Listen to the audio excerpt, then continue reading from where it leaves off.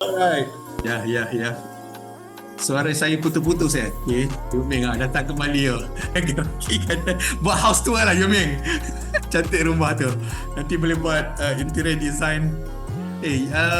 Sebut pasal AI, saya melihat ada satu lagi angle yang menarik lah kita boleh buat. Tak tahu lah you all pernah buat ke tidak. You ambil je gambar dekat ruangan ni kan. Kan kita nak dekat kat raya. Kalau festival pun Yoming pun mesti nak. Tahun baru Cina nak tukar design rumah ke apa ke. Ambil dia snapshot dan minta Gemini tolong hasilkan interior design. Saja je buatkan satu konsep. Ini kalau anda sebagai real estate dah boleh buatkan lah perkara tersebut.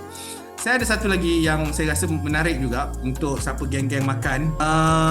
Cikgu guna mikrofon jenama apa semasa sesi Zoom ni? Okey.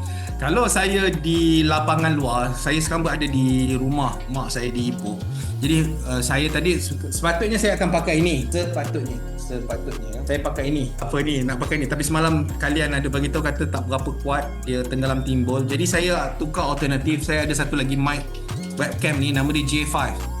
Itulah saya tengok di sini J5 bertindak cemerlang lah saya tengok. Kan betul tak? Suara saya dengar dengan clear, betul. Tapi kalau saya di rumah saya ada satu lagi headphone macam Kozol juga. Saya beli Razer.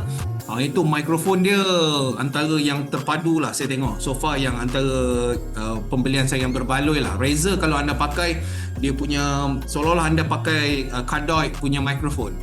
Very very sharp lah. Itu saya lihat di situ